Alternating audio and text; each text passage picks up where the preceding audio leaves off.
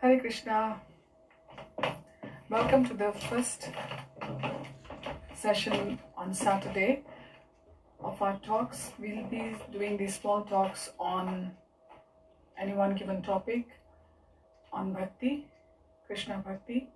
Today we have chosen the topic Tulsi Devi. Tulsi Devi is such a huge topic. We can go on and on about this topic and still we would have just touched the surface of the topic. Let's invoke the presence of the Lord first. Om Namo Bhagavate Vasudevaya. Om Namo Bhagavate Vasudevaya. Om Namo Bhagavate Vasudevaya. And let us say the pranam mantra for Tulsi Devi first of all, which also comes in the Tulsi Arati, which we sing in the temples and in our homes. It goes as Vrindai Tulsi Devi Priyai Keshavasya Cha Krishna Bhakti Praday Devi Satyavate Namo Namah. I offered my repeated obeisance unto Vrinda, Srimati Tulsi Devi, who is very dear to Lord Keshava, Krishna. O Goddess, you are the embodiment of devotional service to Krishna and possess this highest truth. I will put this mantra later on the page as well, and I'll give the link to the Tulsi Arati. By now, the devotees' study is done in the morning, many times by quoting the verses from Srimad Bhagavatam.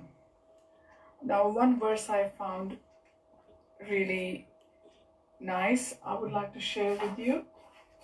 It is from the third canto of Srimad Bhagavatam, chapter 15, verse 19. It goes like this.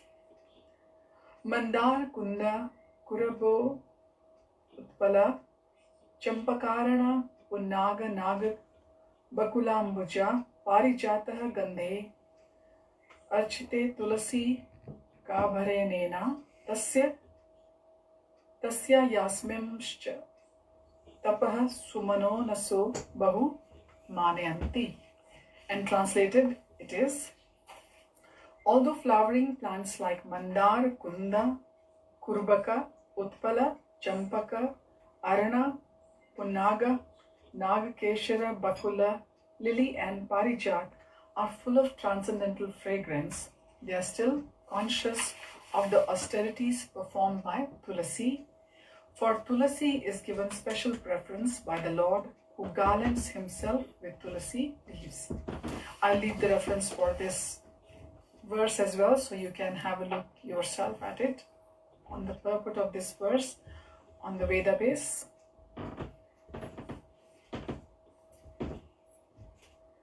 Another verse from Srimad Bhagavatam, translated, it goes like this. The Tulasi leaf is very useful even from the medicinal or antiseptic point of view. It is considered sacred and it is offered to the lotus feet of the Lord. The Tulasi leaves have numerous good benefits. And Srila Prabhupada had quoted so many verses from Srimad Bhagavatam, which I can take upon in the further future sessions. So let us know a little bit about Tulsi Devi. Why she is so dear to Lord Krishna. Now, Tulsi Devi is actually Srimati Vrinda Devi. She is the beautiful partial expansion in this material world, and caring for Tulsi Devi is actually purifying oneself and very pleasing to Lord Krishna. Lord Krishna doesn't accept anything offered to him if it is without the Tulsi leaves. There's a beautiful story, actually Leela, we shouldn't just say story, how when Lord Krishna, when he held the Govardhan on his little pink finger, the pinky finger of left hand for 7 days, and after Indra had given up and the rains had stopped, he was really, really hungry. He was offered all kinds of bhogas to eat, and he kept eating and he kept saying Aniyor, Aniyor, which in Braja Bhasha means give me more, give me more.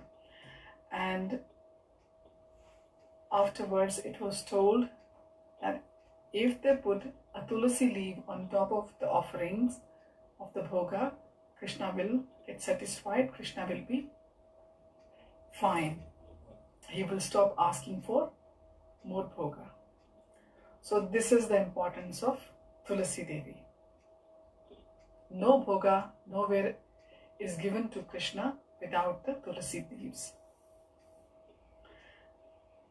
And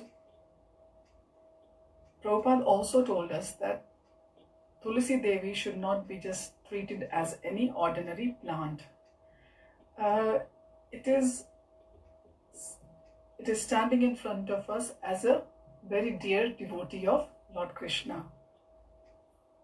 And just by touching her, looking at her, looking after her, giving service to her, rendering service to her, one is cleared of all the sins in their heart of God knows how many lives of our past, and we can get elevated slowly even to the Vaikuntha planet. There are two types of Tulsis, Rama Tulsi and Krishna Tulsi. Krishna Tulsi, as you all must have seen, is the one with the purplish stems, and the leaves are also a bit purplish in color, and the other one is green. Any purple hints in the color. Now there's manjaris also. You know the seeds, that little thing, the little stem with dots, manjaris we call them, which become seeds later on. Manjaris are also offered to Lord Krishna. Tulsi is offered only to the Vishnu Tattva. Vishnu Tattva, that is all the expansions of Vishnu. Even to Radharani you don't offer Tulsi leaves. You can give the Tulsi leaves in the hands of Radharani, which can signify that she is going to offer those to Lord Krishna. So Chandan pulp is put on the Tulsi leaf, and it is then put on the feet of Krishna and other Vishnu expansions, which is like the Gauranitai and Nrsimha Bhagwan. People offer beautiful garlands of Tulsi also. It's not possible here in the West, because unless you have got so many Tulsi plants growing in your garden or in your greenhouse, it's very difficult to grow Tulsi Devi here, especially in the 6 months when it's not very suitable for Tulsi Devi. And the garlands are made just like the mogra flower garlands, which is by tying the knots with the thread, because you can't sew. Tulsi leaf is so delicate. I've seen those in India, in Vrindavan and Mayapur and Puri. And Tulsi grows so wild because of so much heat and the favored weather for Tulsi Maharani there. I had actually seen a Tulsi looking like a tree, massive, and the Tulsi stems, they are later cut into beads, and beads are also made. So Tulsi is offered on the bhoga. Tulsi is offered as a garland to the Lord.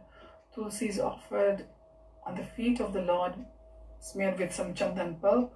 By grinding the chandan, you get the pulp and you put it on. and so that it sticks on Lord's feet. And Tulsi is given as herbal tea as well to Lord during the Snanya, after the Snanyatra, when Lord is not feeling very well for 2 weeks before the Rath Yatra. And there's so many ways Tulsi Maharani serves Lord Krishna. Now Tulsi Maharani is also known as the director or the choreographer of the Leelas of the Lord in Vrindavan. Tulsi Devi, she has so many roles. Actually, whatever is happening in the Leela of Krishna, Tulsi Devi is directing it. Whether it is what kinds of flowers should be offered to Krishna, what kind of breeze should be blowing, what kind of games should be played. I'm talking about the time when Krishna entered into the Braj-Leela, and what kind of birds should be singing. Actually, they say Tulsi Maharani had her parrots. This is why when you go to Vrindavan, you will see lots of parrots under the trees. She sends out her parrots,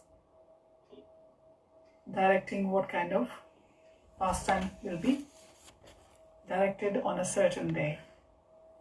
And when we go there, when we see those birds, the parrots, and the atmosphere around us, we just have to think of the times when Krishna was here and Krishna was directing everything.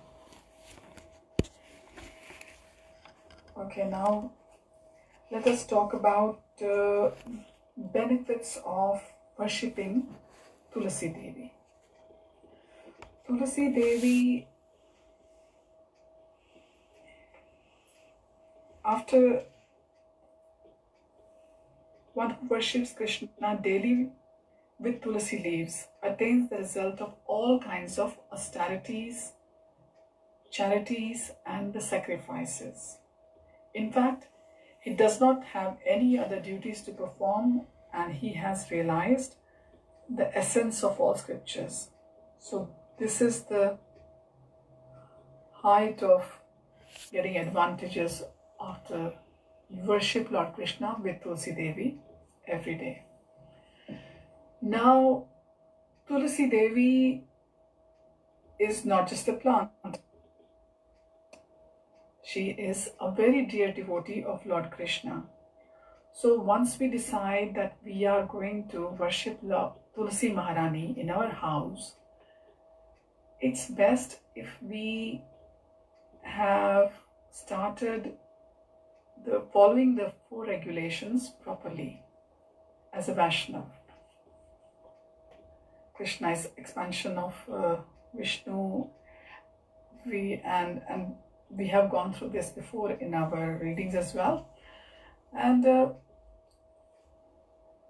it is a kind of sankalp in your mind when you've taken up the service of Tulsi Maharani. You can't just decide that one day I'm going to serve her and then forget about her. Few days after, you have to give water to her, and there's a mantra when you are plucking the leaves. If you have to, actually you don't have to pluck leaves. Usually she sheds some leaves every day, which you can collect for offering. But if you have to pluck the leaves, there is a mantra. And on Sundays, they say we shouldn't pluck the leaves. And on the Dwadashi, a day after the Ekadashi. So the 4 regulations we have to be following sincerely if we want to start the worship of Tulsi Maharani. And those 4 regulations are no meat eating, and slowly try to give up onion and garlic as you go on in your bhakti, as you become strongly situated in your bhakti. And no gambling, no intoxication. Means intoxication covers your alcohol, cigarette, and all these things. And Gambling also includes playing lottery or any kind of, whether it's just for fun, we have to give that up, because it's called, it comes under gambling. And the fourth is no illicit relationships. So if you are in a married life, you have to be in your married life, and that's it. And you be devoted to your relationship to Krishna, and try not to get into the wrong side of the relationships, and what should I say, the right word, and to hurt the relationships in the house, in the family. Like we always say that we have to keep Krishna in the middle of everything. So these 4 regulations, they really help us to keep Krishna in the middle of everything. Whether it's bhoga, Krishna won't accept any bhoga if it's got onion or garlic or other species. He only accepts plants, fruits, roots, flowers, that's it, and water. And Krishna will look at your bhava.